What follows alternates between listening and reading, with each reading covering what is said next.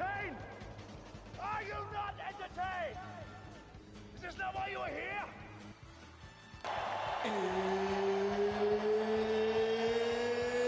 It's time!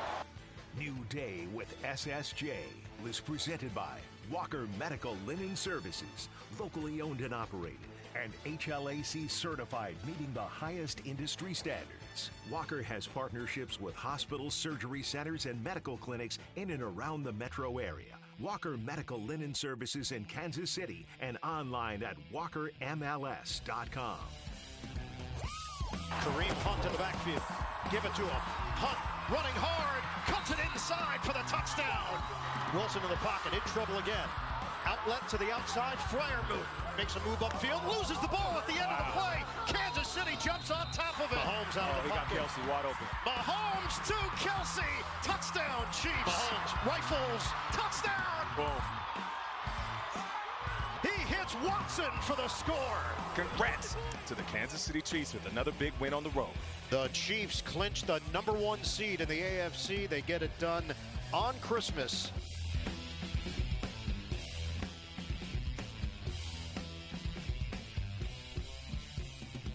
Good morning, Kansas City. Happy Boxing Day. This is New Day with SSJ on Sports Radio 810 WHB. My name is Nate Bukaty, filling in for Stephen St. John, and in for Jake Gutierrez. Running the show today is The Drake, Jason Justice. Good morning, Drake. How are you? Good morning. I was looking at my Facebook memories today, and there's an awful lot of December 26th. What was I thinking offering to fill in for the morning show the day after Christmas? Oh, you offer. Yeah. Oh, that's really nice of you. Yeah. I didn't know if you offered or you were, if someone offered you up. Well, it's kind of mutual, I guess. Yeah. I think you and I have worked many holiday weeks together over the last 18 years.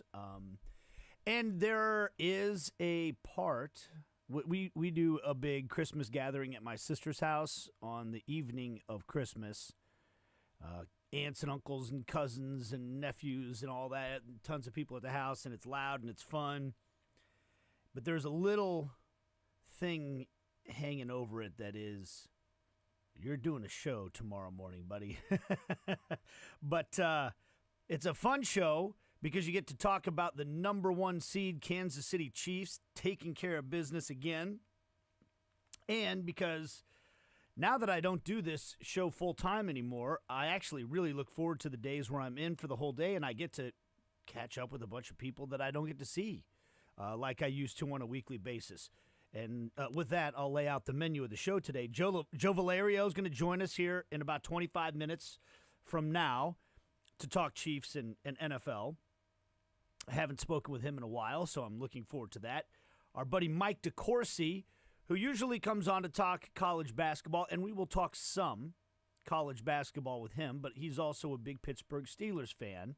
And so we talk some NFL with him as well, so we'll get his side or his take on the Chiefs and Steelers as well. Adam Kaplan, NFL insider, to break everything down for us from that perspective at 7:30. Anthony Sherman will be in studio in the 8 o'clock hour. Dieter apparently is going to be on the phone. So we'll have both of those guys. And then Jesse Newell, who is coming home from Pittsburgh. And so we're hoping things line up so that we can talk with him maybe while he's in the airport on his flight home and get the latest on his perspective on the Kansas City Chiefs and their win yesterday in Pittsburgh to lock up the #1 seed once again before we get to the final weekend of the season. The Chiefs now will have 23 or 24 days until their next meaningful game.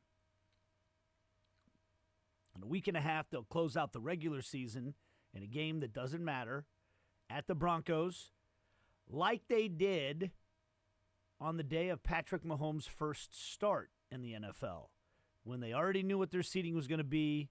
They had nothing to play for.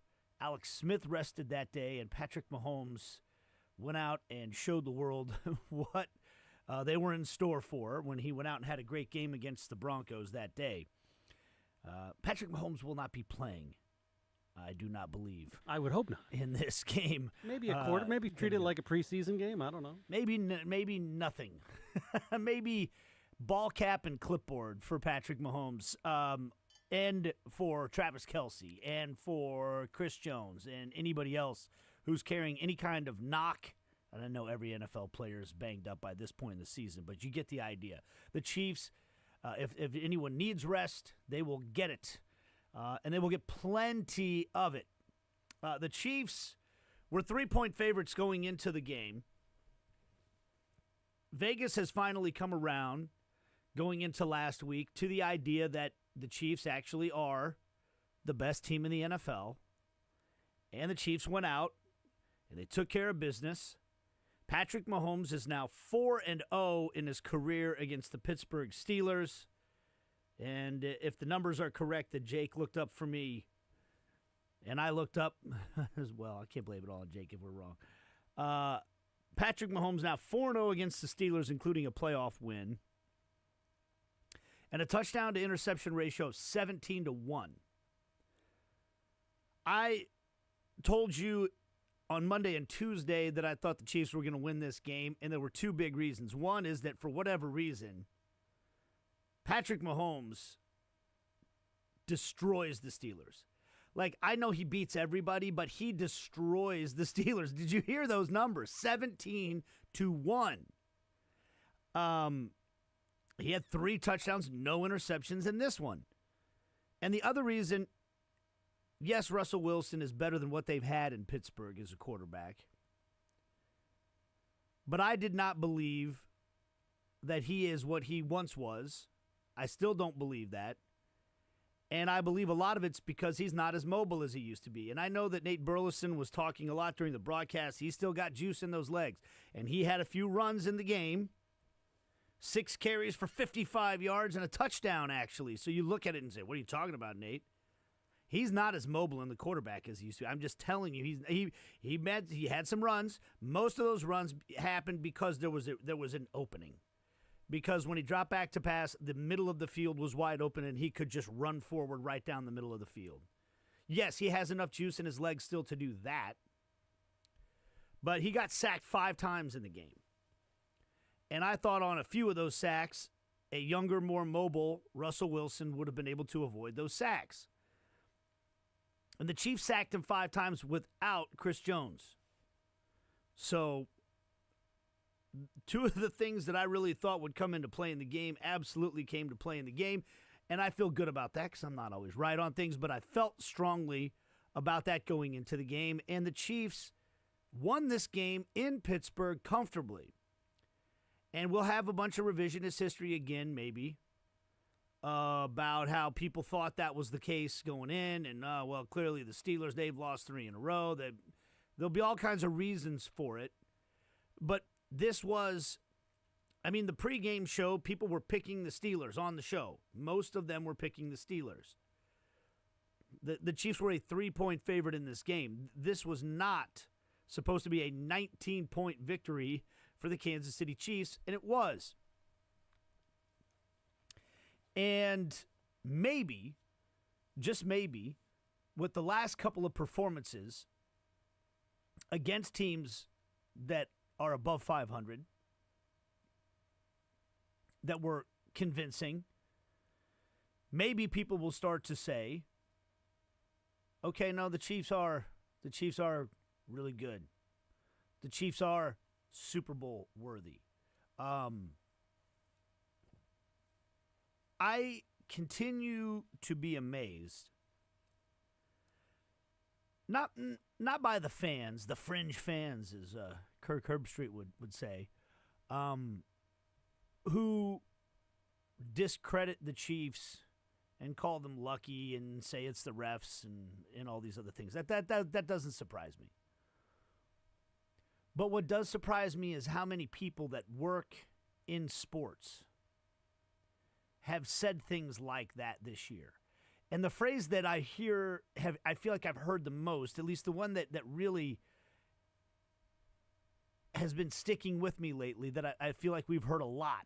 I know I heard it a few times already this week with guests on our show and watching different pundits. the Chiefs are more vulnerable than they've ever been during this stretch. No, they're not. No, they are not. Could they lose? Sure. Am I guaranteeing a run to the Super Bowl? No. But that statement to me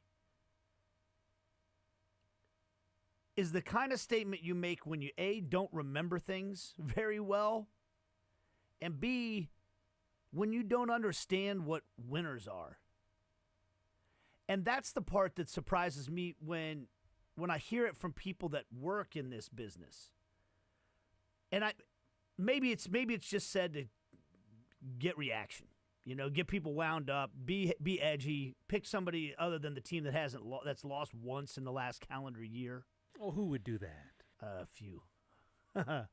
Maybe that's what it is. But if it's an actual serious statement, and I think a lot of people that make the statement make it.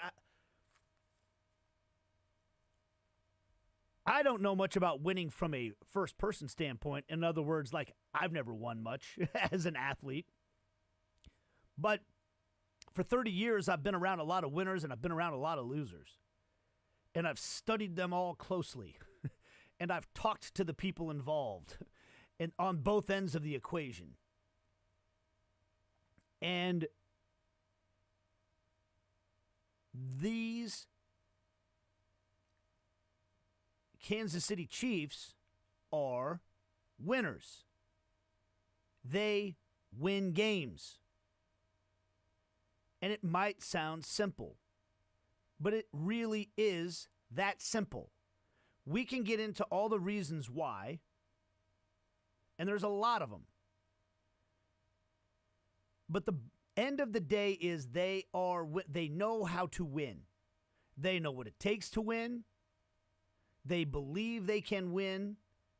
They're good enough to win, and that's what they do. There was a tweet from Rick Burkholder, of course, the famous trainer for the Kansas City Chiefs. VP of Sports Medicine and Performance is his title. He tweeted this yesterday, 15-1, number 1 seed, 8-0 at home. So many injuries and next man up mentality. We just won 3 times in 11 days. 2 away and 2 versus playoff teams. To say that I'm proud of this team is an understatement. Also, 21-1 since Christmas Day of 23. Call us frauds if you must. I know better. Think about some of those numbers. This is a team that has lost 1 time from Christmas to Christmas. 1 time. And they played a lot of games because they made it all the way to the Super Bowl. They just had a stretch where they played 3 games in 11 days. Now listen, soccer alarm. Myself as a football fan of both kinds, when a soccer team plays 3 games in 11 days, it's a tough stretch. Well, we got to rotate some players. These guys run. They put in a lot of miles. It's hard on the legs, hard on the body, hard to recover. I don't think I need to tell anybody in this audience that recovering from a game of NFL football is slightly tougher than recovering from a game of soccer. And I'm not, I love soccer. And it's a difficult sport, very hard. My point is, that's hard. 3 games in 11 days is hard playing soccer. NFL football, when you hear from players about the way their body feels the day after an NFL football game, 3 games in 11 days. 2 of them on the road. 2 against playoff teams. 3-0. And their 2 most convincing victories in many ways against those playoff teams. They win. They know how to win. They've always known how to win. And when they've won these close games this year and people want to chalk it up to luck, did we not? Look, I don't take pleasure in saying this because I wasn't rooting for it, but did we not see Tom Brady and watch year after year as people proclaimed, oh, this is the year, he's done. He's fallen off a cliff now. He's too old. Oh, the Patriots are getting a little lucky this year. They're finding a way. I don't know.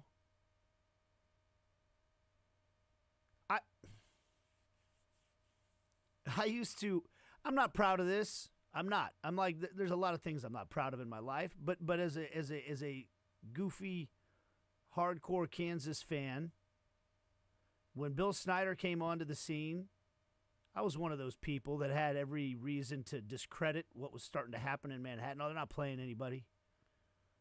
You know, they're doing this, they're doing that. They got lucky here. After a while, you have to realize, now this dude's a winner. This dude knows how to build winning teams and to win games. And they will keep winning as long as he is there.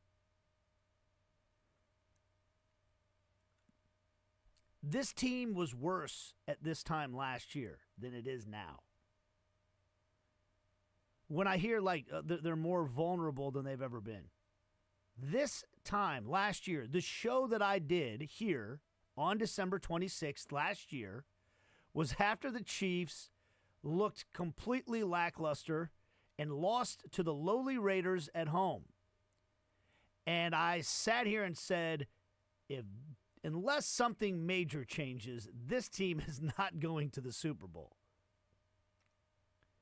And of course, at least I was smart enough to add the caveat, I will never count out Patrick Mahomes and Andy Reid.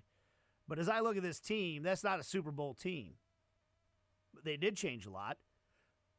And I think that game was the catalyst. That's right, Drake. I still haven't watched it, by the way. Oh, really? I've never gone back and watched it. Why would you? But you make a very astute point.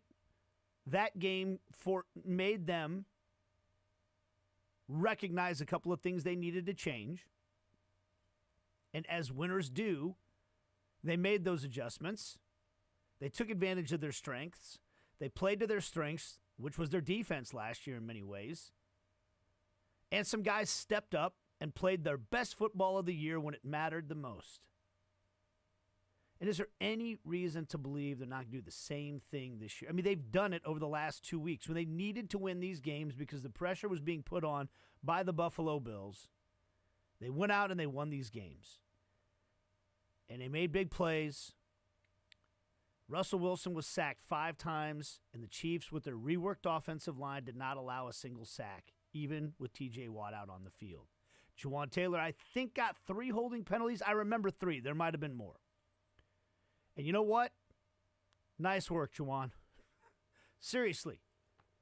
You took a 10-yard penalty instead of letting Patrick Mahomes take a shot. Good. Obviously, you don't want a holding penalty, but you take that over Patrick Mahomes getting banged up again, taking hits that he doesn't need to take. And Joe Thuney, again, I spent Monday and Tuesday saying that's been the biggest development of the year for this team. This dude has moved out to left tackle and played like he's been playing left tackle his whole life. And is doing a job for the Chiefs that now, with the addition of Hollywood Brown, looks like the best it's been all year. Patrick Mahomes threw for 320 yards. Now, I'll point out, it was against the Steelers, and he just goes off on the Steelers. I don't know what it is, but he goes off on the Steelers. But they did it again. They had a couple of breaks again this time. Ball hits the turf a couple times, and the ball seemed to bounce their way more this year than it has when it comes to fumbles. Patrick Mahomes had a couple passes that were batted, that could have been intercepted, that weren't. It was the incomplete pass that didn't get reviewed in time. Yeah, there were a few breaks they caught. They also had some breaks go against them. But they went out, and they won the game, and they're 15-1. And they have specialized in the unimpressive victory this year. But all of a sudden, last 2 games have been kind of impressive. And now they've got all kinds of time to rest and get ready for the postseason. A couple of observations from the game. I mentioned the holding penalties by Jawan Taylor. Again, I'm okay with that. When you take a look at the pass rushers that the Chiefs have faced over the last 4 games and the production that they've gotten, it's actually been really impressive. Something that was a major concern for this team. I'm not going to sit here and act like they've got Hall of Famers at the 2 tackle positions, but it doesn't seem to be quite the concern that it was. The Chiefs found a way to find an answer to the problem. All the injuries at wide receiver, they found a way to find an answer to that problem. All of a sudden, Xavier Worthy seems to get better every week. 8 catches for 79 yards and a touchdown this time around. Hollywood Brown had another 4 catches. Travis Kelce, 84 yards and a touchdown. Now the record holder, by the way, as he paid tribute to Tony Gonzalez going for the dunk. And I'm not sure he got all the way up there on that one. I'm not sure he got all the way up there. Hey, closer than I could get, so who am I to talk?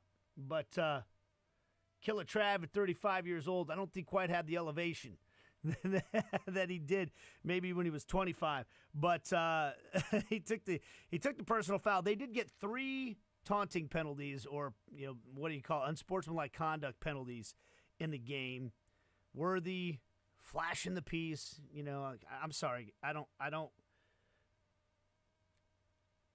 care. I'm fine with that being a penalty. I am. I'm not fine with them doing it. Don't do it. They give you so much leeway now. Dances you can do, choreographed stuff. Don't pretend you have a gun. That's a rule. I feel like that's a fair rule. Don't do anything that means you have a gun. If you're not allowed to do that, then don't do it. You got enough other stuff you can do.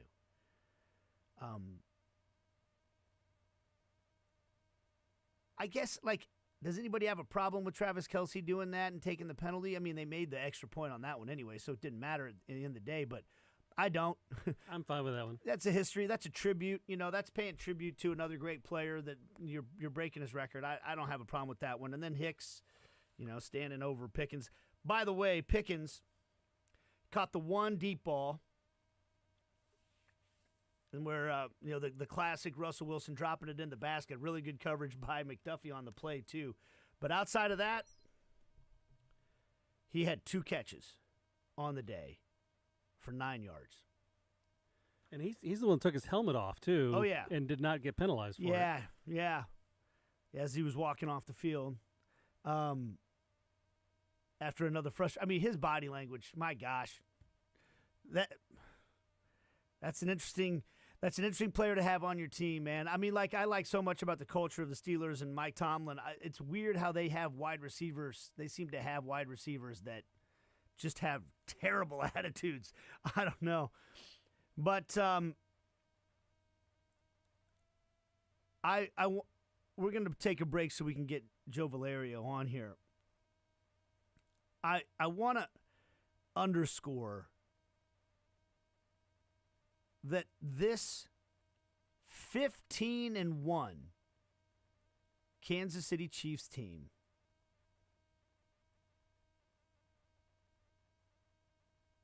is 15-1.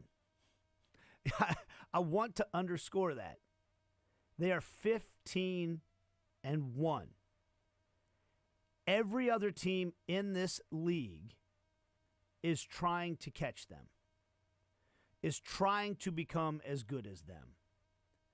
And this team has not maybe done it with the style points that people would like, but all they do is win. It's what they do. They know how. They have the best player at the most important position who knows how.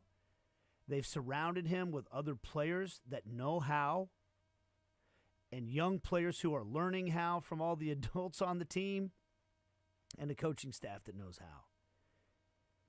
And I really don't want to hear anything about luck or breaks.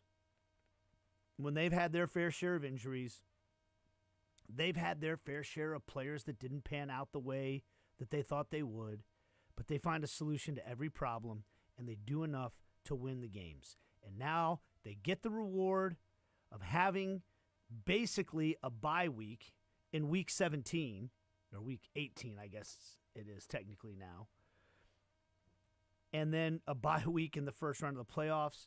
Once again, ladies and gentlemen, the Super Bowl goes through Arrowhead Stadium. We will take a break. We will have Joe Valerio on next, right here on New Day with SSJ.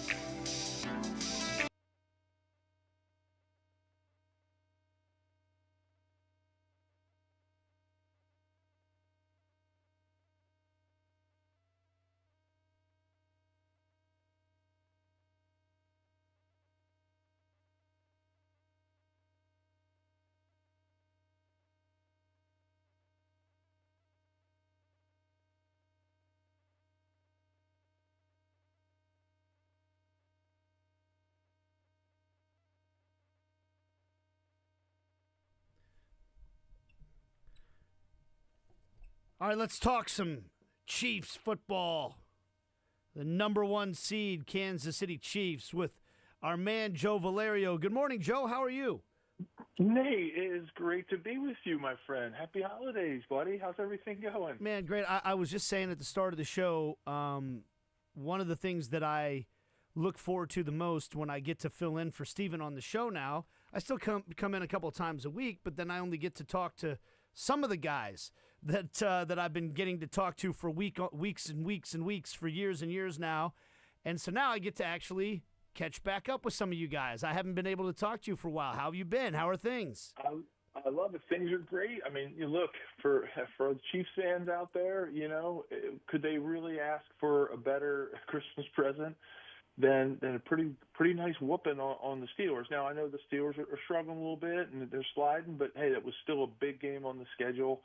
Accomplished a lot of things. Got everybody ready to play.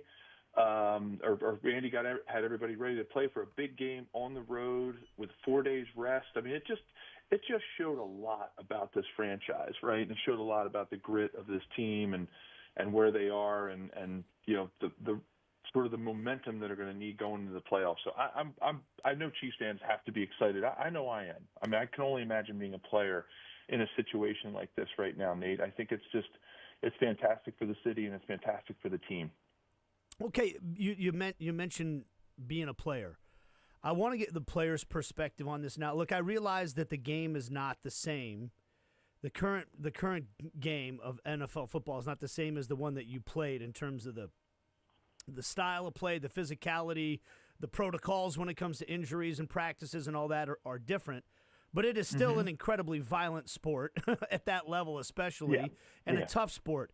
For these guys to play 3 games in 11 days, for them to be asked to do that in the first place, but I'm just curious what your thoughts are on how difficult that challenge would be for an NFL player to do what they just did.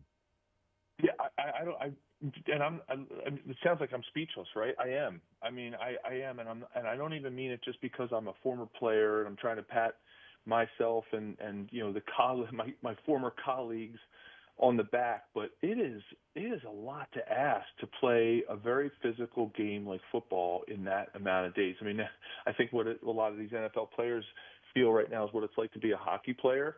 I think because I've always said I think hockey is one of the most grinding sports I think that exists, like competitive sports. When you're playing 82 games on skates, the way those guys bang around, that's also a very physical game. I think they probably have a lot of empathy and sympathy right now for what hockey players go through when they go through these stretches, night after night, a lot of travel. It's a lot. It's a lot on the body. It takes its toll, and I don't think players are conditioned the same way that we were. Again, it sounds like I'm pulling the old, well, I walked uphill to school both ways with no shoes in the snow, driving rain. I get it. But it is different for players today who don't come into the season with as physical preparation as I think we did. When I go back to Coach Schottenheimer and I think about the way we prepared at training camp, your body was ready to play a season. Now, was it tiring on your body? Was it taxing? And were you physically spent by the time training camp ended? Yeah, but you were ready for games, and rest meant a lot. Taking those days off during those, what I would call a more physical preparation time. I'm not saying the game has gotten less physical during the 60 or 70 plays, offensively and defensively of an NFL game on a Sunday or a Wednesday in this Christmas Day case. The game hasn't gotten less physical in those 60 minutes, but it's definitely gotten less, sort of taxing over the course of the season. So I think they probably – I'm going to put it this way. This is going to sound like an old school guy talking here, but I don't know if we could have done something like that this late in the season back in 1995, I'll call it, or 96 or 92. I just don't think – I think 11 days, 3 games, especially the physicality of the 3 teams the Chiefs played, I don't think we could have pulled it off. But this team did, and they found a way to make it happen because, hey, today is today. It's today's environment. You only live in the present, and that's what these guys have to deal with right now. And I thought Andy handled everything spectacularly for the amount of time he prepared those guys, the game plan that they had going into this game, minus Chris Jones, trying to protect, Patrick's ankle and making sure that doesn't get worse, giving some of the older players rest, dealing with the rotating tackle position. Like, they just did everything right over these course of these 3 days. And I think it speaks volumes about Andy and why he's so good after bye weeks, why he's so good at the end of, or at the beginning of a half or the beginning of the game. I mean, that's what I've really noticed about this team. They're so prepared that they make the entry into everything and the exit out of everything. They just make it look so effortless. There's no doubt about it. And that's one of the things that when I opened up the show today, Joe, I said the thing that I'm just baffled by, especially now, again, my perspective on like not being in here 4 hours every single morning and kind of parachuting in and out. And so I feel like I'm almost watching from afar. The phrase that I've heard so many times from people, and the part that stands out to me, not just like fans or people that it's not their job to watch sports and pay attention, but people that work in the business, people that work in sports broadcasting, former players and stuff. How many of them I've heard say multiple times this year, oh, this Chiefs team is more vulnerable than they've been during this stretch. This team is more susceptible to getting beaten than any team they've had during this Super Bowl winning stretch. And to me, that is just a demonstration of like a lack of appreciation for winners. These like it's I am baffled by how willing to poo-poo wins people have been for this team this year. They keep winning. Yeah. I mean, does that make sense? Absolutely makes sense. And I'm going to use an example. I'll flip the narrative a little bit, and it's kind of like the same excuse people make when their team or a team that they see out there that should be winning is losing, but they lose every game by 3, or they lose, a couple of games by a last-minute drive or a field goal or a last-second whatever, and like, oh yeah, but the so-and-so Bears would be they'd be 10-1 if they had, that game they only lost by 3 and that game they lost by 2 and they had that last minute drive and they had that fumble in the end zone on the one play. Like, yeah, you could say the same thing, and people do the same thing in the inverse, right? And they make excuses for teams. So it's kind of what it makes me think about when I hear it. People say it all the time. Well, yeah, the Chiefs are, they're 14-1, but they're 15-1 now. They're going into this game.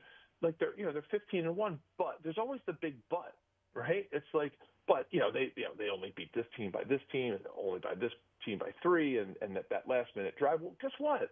A W is a W, right? It doesn't really matter if you're putting up W's in this league today on a consistent basis.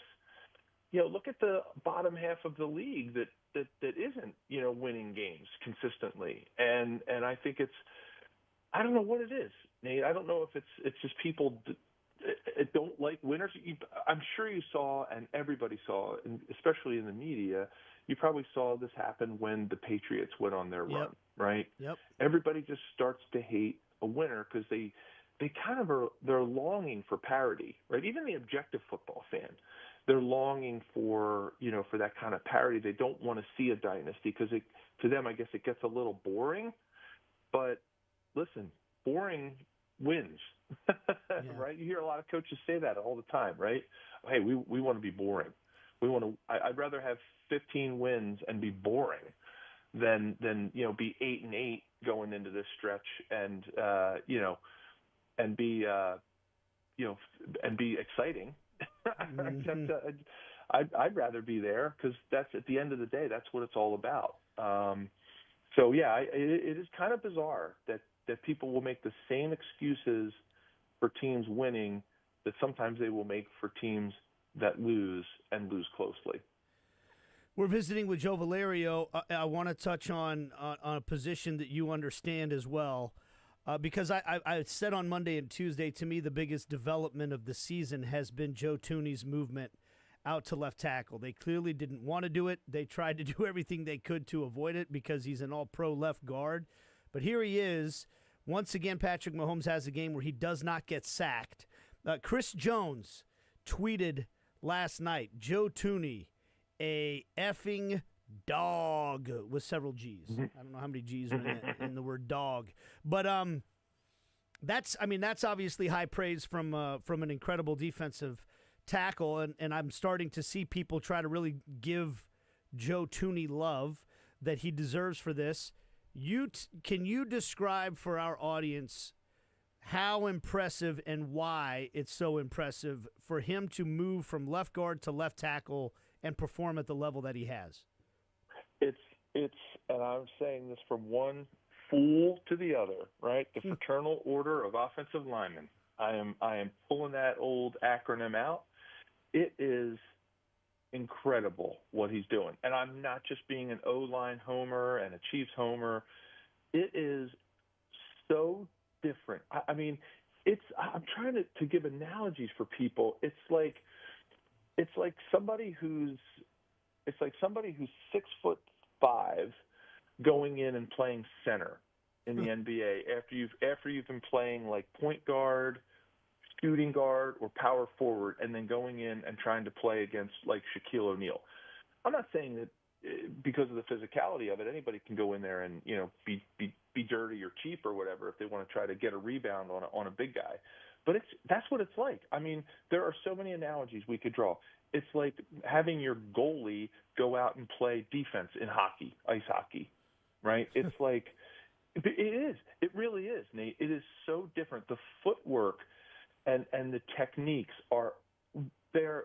I don't want to say they're 180 degrees different, like complete end of the spectrum, but they're as far on the football field as you're going to get from, maybe the difference between playing quarterback and linebacker, right? Like it's not quite that dramatic, but it's up there because the way your feet have to work when you're pass protecting against a guy who's got all that open space and you've been operating in a little box when you got two guardrails on either side of you, your footwork is completely different. The way your angles are completely different. And just like any sport, there's so much muscle memory that goes into these things. Like, if you try to change a pro golfer's swing halfway through the tour, right, it would their wheels would come off, right? Because there's muscle memory of boom, boom, boom with your feet, boom, boom, boom with your feet. Just watch. I hope listeners and fans just watch the different footwork that a guard takes versus a tackle, especially in the pass setting. And so, look, I know I'm just going off on a incredible tangent here, but it's amazing what he's doing. I mean, you start talking about, and all right, now I'm going to get overly dramatic. Like you start talking about MVP stuff and what some players do on a team to be qualified for MVP. Things that Patrick Mahomes does, things that Lamar Jackson does, things that Saquon Barkley is in the mix for now for the Eagles, right? Josh Allen, like this is MVP stuff. Where if the Chiefs didn't have Joe Thuney, what happens, right? That's when you get into MVP talk, right, and conversations. Like if that person's not on your team, what does your team look like? What does the chemistry look like? And I don't know where they would be on offense without him right now. If he wasn't able to perform at a high level at left tackle, given what was out there, the injuries and the struggles that they've had. I can't say enough about it. I'm right there with Chris Jones in sort of the way that I feel about what he has been able to do and what he has given to this team. It's Herculean what he's done. I wanted to get that perspective, and it's so good to get it from somebody who actually has played the position and knows the challenge of it. Because what you're saying that's the point I was trying to get at on Monday and Tuesday when I kept saying that to me the most significant development for this team this year has been Joe Thuney's movement to left tackle. Because they did try everybody else. And the offense didn't work because, look, it worked well enough for them to find a way to win games. But a lot of those games we're talking about that people were, worried and felt like the team looked vulnerable and all that. It was because there were so many drives on offense that got destroyed because there was zero resistance being offered from the left tackle. I was amazed at how many times the right edge rusher would get past the left tackle without any resistance whatsoever. And you look at Tooney and you hear about all the prototypical things you're supposed to have in a tackle, the long arms and all that. He doesn't have those physical things, right? But yet here he is, making things difficult on the edge rusher. That's all they needed. I felt like was just somebody get in the way, Yeah, right. And he's doing more than that. I mean, he's doing much more than that. And when you watch him. This was the question that I posed a couple people earlier this week, before this game even against the Steelers. As a person who doesn't have, the ability to do a pro football focus grade on every tackle in the league, I don't know if I'm accurate or not on this. You tell me. I feel like he's playing an above average left tackle. I feel like most teams in the league would look at that and go, well, that would be better than what we have right now. Is he playing that well at left tackle right now? He really is, and I really wanted to zero in on some of these last few games with him at left tackle and what he was able to do against Myles Garrett. That was a huge test. Yeah. Yeah. It's just he has been able to do exactly what you said, Nate. He's been able to give more than just emergency time. He's been protecting that backside of Patrick where Patrick can actually stand in the pocket now. It's one thing, like you said, if you get beat fast at tackle, it doesn't even give the quarterback a chance to find the pocket within the pocket because his eyes are already over there, right? At least when you have somebody who's serviceable, we'll call it, that can at least, like you said, get in the way. I love that term, right? At least get in the way and not have that Derek Thomas type sack where it's so fast that the quarterback doesn't even know what to do and how to react. He's getting more than that right now. He's getting protection from his left side, actual, switching off of stunts when when the tackle on the end twist, or if a linebacker comes off the edge or a corner comes off the edge, Joe's able to kick out and be in the right position and to help. Mike Caliendo is to come out and help him as Creed Humphrey is sliding the protection. He is able to do the things that, like you said, an above average left tackle. And I'm telling you, and again, I'm going to sound like I'm being a Joe Tooney homer. And I swear, I think he could start on 16, right? Split the league in half. I think he could start on 12 to 16. I won't over-exaggerate. I'll say 12 to 16 teams he could be their starting left tackle right now. When you watch over time consistently how those left tackles do and the kind of time that some teams don't get out of that position or the quarterbacks don't get out of that position, I think he could start on almost half of as a left tackle. And he's a left guard, and he's an all-pro left guard. And I think I'm just going to say it one more time, Nate. I don't know if people get the difference between the three positions when you say guard, center, and tackle and how different they are. Because, you see these big 6'5", 300-plus pound guys. They all look relatively similar. They have the same type of bodies. It's just big dudes, right? It's easy to lump them in and say, oh, yeah, that's, he's a lineman, right? He's a lineman. What you have to do at the position, it's like the difference between putting, your short game, and your driving game, your long game in golf. That's how different the technique is for those positions. And the footwork and where your feet placement and your head placement and the angles that you have to take, the math, the physics behind it all. It's so different. And I just hope people get an appreciation for that because it's really hard to describe unless you really zero in and watch where the head of the left guard goes in pass protection and where the center goes versus what a left tackle has to do just with their footwork, right? You see that, that left kick step from a left tackle, right? It's like they're starting a motorcycle, as Howard Mudd, our offensive line coach, used to say. You start that motorcycle, and you're kicking out, and you can't let your feet together. My biggest, the thing that helped me the most, my development as a player was Derek Thomas. When Nate, I went into my first year, my rookie year, as the starting left tackle. People don't remember that, right? Because it happened for about 2 weeks until John Altz training camp holdout was over. But it's like, here I am. I get drafted out of Penn. I'm blocking Biff McNutty from Harvard, right? And 6 months earlier. And then I'm going against, I'm ready to go against, Derek Thomas in my first one-on-one pass protection. And because John Alt was held out of camp that year, like every smart veteran did, when we used to have, 3-a-days. Derek Graham, who was our backup left tackle, was hurt. He got hurt in minicamp, and he was nursing an injury. He was just ready to get back. So he was back into about 2 to 3 weeks into training camp. And here I am, right, the kid out of Penn, not Penn State, and I'm the air quote starting left tackle. And Derek Thomas, it was unbelievable. I looked out there, and this is my first time I have pads on, first time the arrowhead is stuck on my helmet.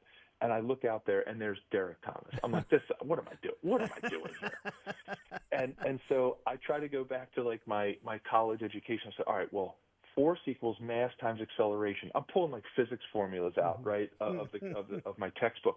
And I'm like, because look, I have him on the mass part. I was bigger than Derek. I mean, I was a little stronger than he was. I should have been. I was 30 to 40 pounds heavier than he was. I should be stronger, right?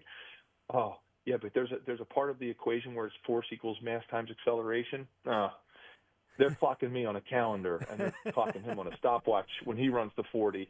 And I tried to jump out on him because Coach Mudd was like, Joe, just use your body, go out and jump out on him. And when you do that, right, your feet come together, right? We used to call it. Alex Gibbs, our offensive line coach, used to call it the MC Hammer.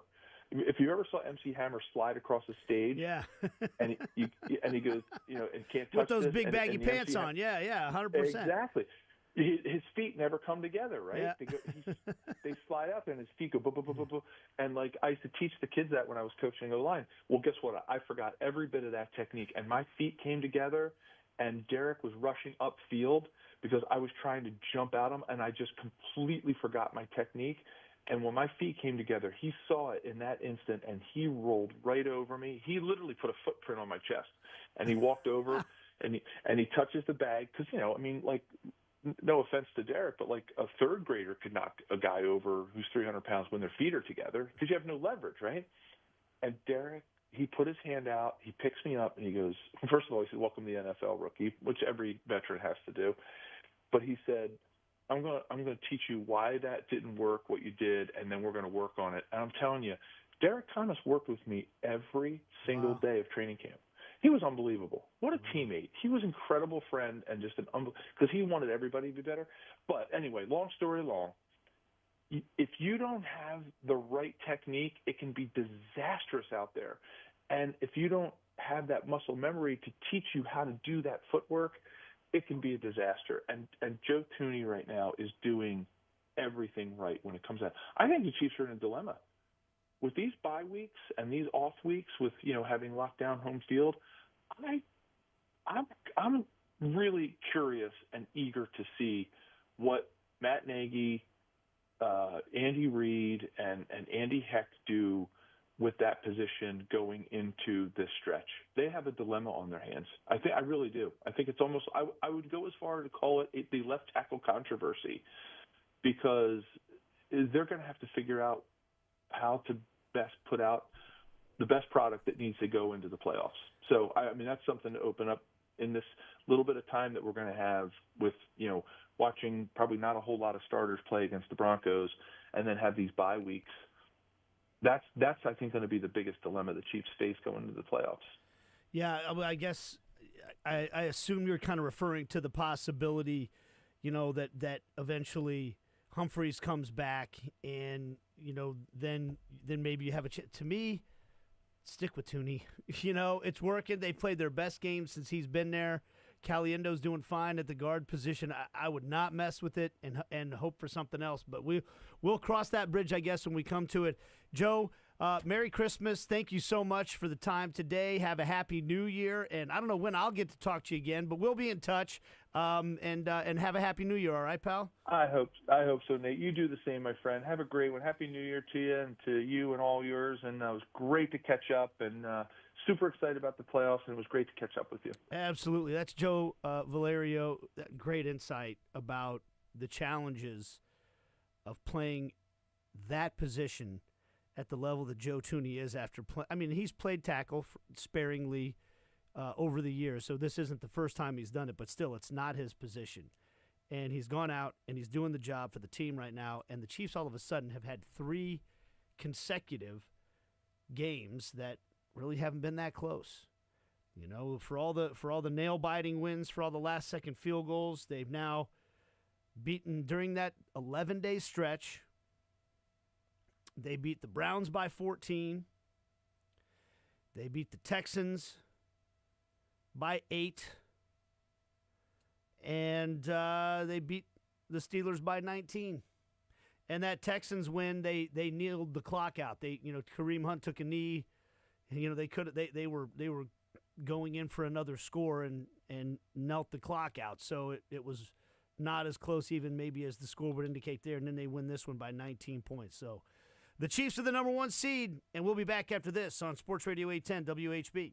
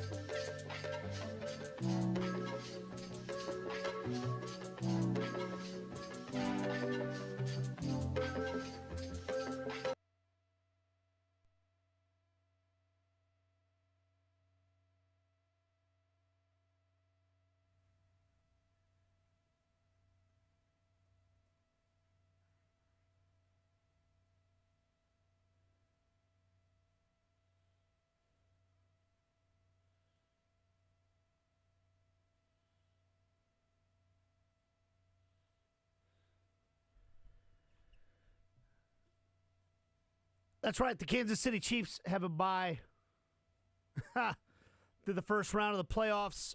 The Chiefs, once again, simply have to win 2 home games, and they're back in the Super Bowl for a 3rd straight year as they seek this three-peat, this historic three-peat. They have done everything they needed to do in the regular season to put themselves in the best position possible. And that, in reality, folks, is what the regular season is for the Kansas City Chiefs at this point. It's really just about putting themselves in the best position. And they've done that, and now they can rest. 23 days from now, they will play again, a game that matters. So they should be ready to go. We've got a big show still ahead. We've got Mike DeCourcy, Adam Kaplan, Dieter and Sherm, and Jesse Newell all straight ahead right here on New Day with SSJ.